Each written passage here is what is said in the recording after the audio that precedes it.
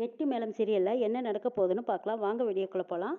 சிவராமன் துளசிகிட்ட சொல்றாங்க, இதை பாருமா துளசி, உன் வாழ்க்கையை நீதாமா முடிவெடுக்கணும். வெற்றி உன் கழுத்துல தெரியாதனமா தாலியை கட்டியிருந்தாலும் அந்த வெற்றி நல்லவன் தான். ஏதோ அவசர பத்தியில இப்படி ஒரு தப்பு பண்ணிட்டாரு. இருந்தாலும் நம்ம மன்னிச்சு ஏத்துக்கிறது சரிதான். பாட்டி சொன்ன மாதிரி அவங்ககிட்ட எந்த ஒரு தப்பான குணமும் கிடையாது. காதல சொல்ல தைரியம் இல்லாம தான் இப்படி ஒரு காரியத்தை பண்ணியிருக்கான்னு தெரியுது. எந்த ஒரு காரியத்திலையும் நீ தெளிவான முடிவெடுப்ப. அதுக்கு பின்னாடி நாங்க இருக்கோம் துளசி. நீ தெளிவான முடிவெடு. உன் வாழ்க்கைக்கு எது நல்லதுன்னு உனக்கு தோணுதோ அதை செய்யுங்கிறாங்க சிவராமன். இதை பாருமா துளசி, உன் வாழ்க்கை இதோட நின்று போயிடுறது இல்லை. உன் வாழ்க்கை அடுத்த கட்டத்துக்கு போகணும். உனக்குன்னு எதிர்காலம் இருக்கு, உனக்குன்னு லட்சியம் இருக்கு. இதெல்லாம் நீ நிறைவேற்றினா நீ அடுத்த கட்டத்தை தாண்டித்தான் ஆகணுங்கிறாங்க சிவராமன். நீ எடுக்கிற முடிவால தான் இந்த பிரச்சனைக்கு ஒரு தீர்வு கிடைக்கும். வெற்றி நம்மளை பொறுத்த வரைக்கும் தப்பானவ கிடையாது. அவன் நல்லவன் தான். அவ்வளவு நாளா அவர் எப்படி நடந்துக்கிட்டாரோ அதையும் நீ மனசுல வச்சு தான் இப்படி ஒரு நல்ல முடிவு நீ எடுக்கணும். சிவராமன் சொன்னதை கேட்டு லட்சுமி அம்மாவுக்கு கோபம் வருது. என்னங்க சொல்லிட்டு இருக்கீங்க? அவன் எவ்வளவு பெரிய துரோகத்தை பண்ணியிருக்கான். அவன் கூட போய் நம்ம துளசியை வாழ சொல்றீங்களேங்கிறாங்க லட்சுமி. இதை பாரு லட்சுமி, தெரியாதனமா நடந்து போச்சு. இதுக்கப்புறமும் நம்ம அதை பெருசு பண்ணிக்கிட்டே இருந்தோம்னா இதுக்கு ஒரு முடிவே கிடைக்காது.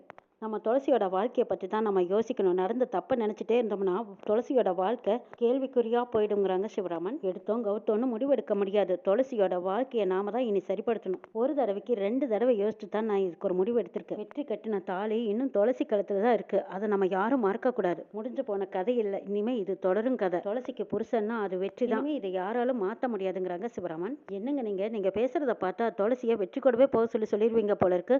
அவன் என்ன ஊரறிய நம்ம முன்னாடியே தாலி கட்டினா? அவன் செஞ்சது பெரிய நம்பிக்கை துரோகம். அது எப்படி மறந்துட்டு நம்ம துளசி அவங்க கூட சேர்ந்து வாழ சொல்றதுங்கிறாங்க லட்சுமி. நம்ம துளசி அவன் காதலிக்கிறான்னா நம்ம முன்னாடியே அவன் நேருக்கு நேரா வந்து முறைய பொண்ணு கேட்டிருக்கனால அவ ஒரு கோழையா இருந்ததுனால தானே தூங்கிட்டு இருக்கிறவ கழுத்துல தாலியை கட்டியிருக்கான். அவனை போய் எப்படிங்க நம்ம ஏத்துக்கிறதுங்கிறாங்க லட்சுமி. பாரு லட்சுமி, நீ ஏதோ கோவத்துல பேசிட்டு இருக்க, எனக்கு நல்லா தெரியுது. ஆனா வெற்றி மேல நீ அந்த அளவுக்கு நம்பிக்கை வச்சிருந்த லட்சுமி. நம்மள எல்லாத்தையும் நம்ப வச்சு இப்படி கழுத்து அறுத்துட்டான், துளசிக்கு துரோகம் பண்ணிட்டானேன்னு உன்னால அதை ஏத்துக்க முடியல. அதனாலதான் நீ இப்படி பேசிட்டு இருக்க. அதனாலதான் நீ இந்த கோபத்தை வெளிக்கட்டிட்டு இருக்க. ஆனா துளசியை நம்ம இப்படியே விட்டுற முடியாது. இப்ப நீங்க கடைசியா என்னதான் சொல்ல வரீங்கன்னு லட்சுமி கேக்குறாங்க. இதை பாரு துளசி, நடந்து போச்சு. எல்லாத்துக்குமே கோபம் இருக்கத்தான் செய்யும். ஆனா இந்த கோபத்துக்கு ஒரு முடிவுக்கு கொண்டு வரணும். அப்பதான் எல்லாத்துக்குமே இந்த பிரச்சனைக்கு ஒரு முடிவு தெரியும். முடிவுக்கு வராத பிரச்சனை எதுவுமே கிடையாது. மனசை மாத்திக்கிட்டு வெற்றியை ஏத்துக்கிற வழியை பாருங்கிறாங்க சிவராமன். இப்ப என்னதான் சொல்ல வரீங்கன்னு லட்சுமி கேட்கவும், அந்த தம்பி பேர்ல கொடுத்த கேஸை வாபஸ் வாங்கணுங்கிறாங்க சிவராமன். துளசி, எல்லாமுக்கும் முடிவு உன் கையில தான் இருக்குன்னு சொல்றாங்க.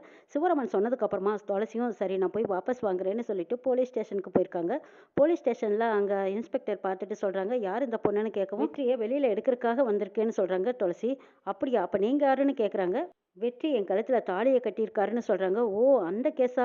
அந்த கேஸுக்கு சம்மந்தப்பட்டவ நீங்க தானா? சரி, நீங்க சொன்னா நாங்க வெளியே விட்டுத்தமா ஆகணும். நீங்க அவங்களுக்கு என்ன முறையாகுதுன்னு கேக்குறாங்க. அவரோட மனைவின்னு சொல்றாங்க. இதை கேட்டு வெற்றிக்கு அவ்வளவு சந்தோஷம் தாங்க முடியல. அத்தனை வழியிலையும் வேதனையிலையும் சந்தோஷத்துல அவ்வளவு ஜெகஜோதியா உட்காந்துருக்காரு. எப்பா, உன் மனைவியே வந்து இந்த கேஸை ஒன்றும் இல்லைன்னு வாபஸ் வாங்க போறாங்க, உனக்கு சம்மதமானு கேட்குறாங்க. என் மனைவின்னு சொல்லிட்டீங்கல்ல, எனக்கு அதுவே 100 வருஷம் என் மனைவி கூட வாழ்ந்த சந்தோஷம் எனக்கு கிடைச்சிருக்குன்னு சொல்றாங்க வெற்றி. இத்தனை அடியும் வாங்கி இன்னமும் பாரு என்னமா பேசிட்டு இருக்காரு. சரி அவரை வெளியே விடுங்கன்னு சொல்றாங்க இன்ஸ்பெக்டர். வெற்றியை லாக்கப்ல இருந்து மெல்ல மெல்ல கூட்டிட்டு வந்து அங்க சேர்ல உட்கார வைக்கிறாங்க. உட்கார்ந்த வெற்றி சொல்றாரு, இதை பாரு துளசி, நீ மனசு இவ்வளவு சீக்கிரம் மாறுவேன்னு நான் நினைச்சு பார்க்கலைங்கிறாங்க. ஆனா மனசு மாறி வரல. எங்க வீட்டுல சொன்னதுக்காகத்தான் இந்த பிரச்சனை இதோட முடிச்சுக்கலான்னு வந்திருக்கேங்கிறாங்க துளசி. என்னை ஏத்துக்கிட்டதுக்கு சந்தோஷம்னு சொல்லிடுறாங்க வெற்றி. நான் வந்த வேலை முடிச்சது, நான் கிளம்புறேன்னு சொல்லிட்டு துளசி அங்க இருந்து கிளம்பி வீட்டுக்கு போறாங்க. திரும்பவும் வெற்றி கூப்பிடுறாங்க. என்ன துளசி, என்ன பாதியில விட்டுட்டு போறேன், நானும் வரேங்கிறாங்க. பின்னாடி ஒன்னும் வர வேண்டாம், உன் வேலை என்னமோ அதை பார்த்துட்டு போன்னு சொல்லிட்டு வீட்டுக்கு வராங்க துளசி. பின்னாடியே வெற்றியும் வந்துடுறாங்க. ரேவதி வெளியில வந்து பாக்குறாங்க. வெற்றி நிக்கிறதா பார்த்துட்டு போய் சிவராமன் கிட்ட சொல்றாங்க, துளசி கழுத்தில் தாலி கட்டுனா அந்த தம்பி வந்திருக்காருங்கிறாங்க ரேவதி. தம்பி, என்னது மறுபடியும் பிரச்சனை பண்ண வந்துட்டீங்களா? துளசி வந்து இந்த கேஸே வேண்டான்னு சொல்லி வெளியில எடுத்துட்டல, அதுக்கப்புறம் நீங்க உங்க வீட்டுக்கு போக வேண்டியதான்னு சொல்றாங்க சிவராமன். என்ன சார் பேசிட்டு இருக்கீங்க? துளசி கழுத்துல நான் தாலி கட்டிருக்கேன், அவன் என் பொண்டாட்டி, நான் அவ இல்லாம அந்த வீட்டுக்கு போக மாட்டேன். போகணும்னா துளசி கூட தான் போவேங்கிறாங்க வெற்றி. நிக்கவே முடியாம தள்ளாடிட்டு இருக்காங்க. உடம்பெல்லாம் அப்படியே அடிச்ச காயத்தோட நிக்கிறாங்க வெற்றி.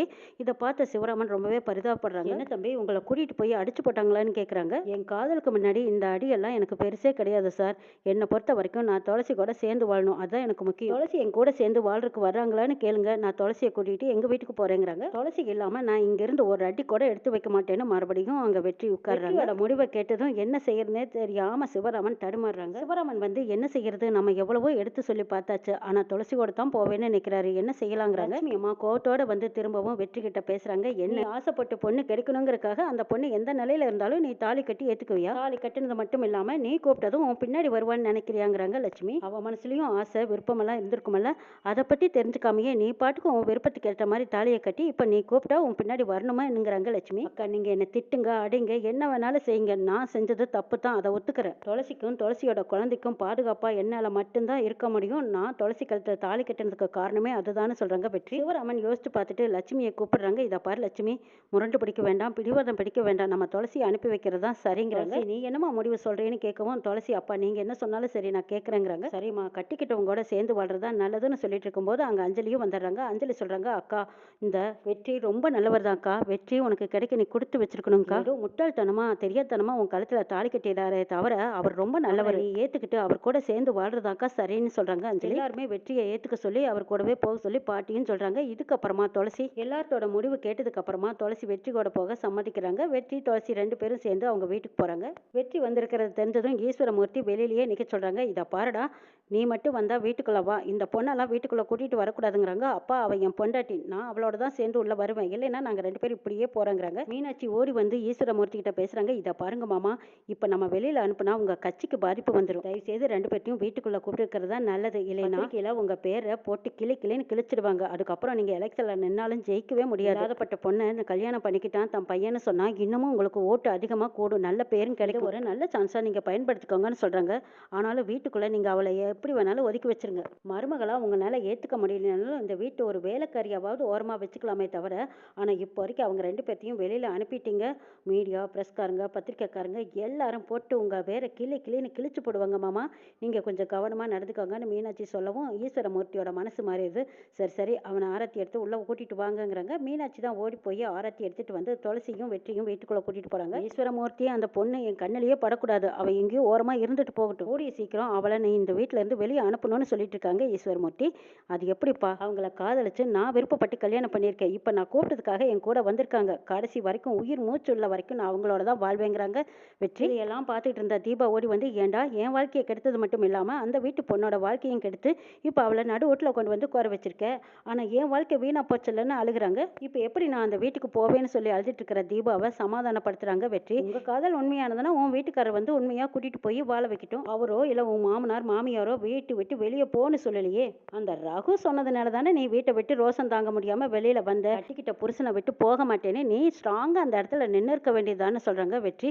அடைச்சி அந்த வீட்டுல விரட்டினாங்களேன்னு இந்த வீட்டுக்கு வந்த, இந்த வீட்டுல நீயும் இப்படி சொல்றியா, அப்ப எனக்கு சப்போர்ட்டே கிடையாதாங்கிறாங்க. சப்போர்ட் எல்லாம் உன் புருஷன் தான், உன் புருஷன் வந்து கூட்டிட்டு போனா போ, இல்லைன்னா நீயே துணிஞ்சு போ அப்படின்னு சொல்லிடுறாங்க வெற்றி. 2 கட்டானா அந்த இடத்துல தவிச்சிட்டு இருக்காங்க. அப்ப ஈஸ்வரமூர்த்தியும் வெற்றியோட அம்மாவும் வந்து சொல்றாங்க, இதை பார் தீபா, நடுத்தர குடும்பத்துல லவ் பண்றேன்னு சொல்லி அந்த ஆளை கட்டிக்கிட்ட, இப்ப என்ன ஆச்சு பாத்தியா, இதுதான் விதி, நீ மட்டும் அந்த வீட்டுல கல்யாணம் பண்ணிக்கிட்டு போகாம இருந்திருந்தா இந்த பிரச்சனையெல்லாம் நடந்திருக்குமா, நம்ம ஸ்டேட்டஸ்க்கு தகுந்த மாதிரி அந்தஸ்துக்கு தகுந்த மாதிரி ஒரு நல்ல மாப்பிள்ளையா பார்த்து அழகா கல்யாணத்தை பண்ணி ஜாம்னு வாழ்ந்திருக்கலாம், இல்லாதவங்க குடும்பத்துல போய் வாழ்க்கப்பட்டு இப்ப அவனும் உன்னை துரத்தி விட்டுட்டான், இங்க பாரு இவன் வாழ்க்கை தான் முக்கியம்னு சொல்லி இவனும் அந்த வீட்டுல இருந்து பொண்ணு எடுத்து கட்டிட்டு வந்துட்டான், நாங்க யார் பக்கம் பேசுறதுனே தெரியாம முழிச்சிட்டு இருக்கோம், இப்ப வாழ்க்கை தாண்டி அந்த இடத்துல நிக்குதுன்னு வெற்றியோட அம்மா தீபாவை திட்டி தீக்குறாங்க.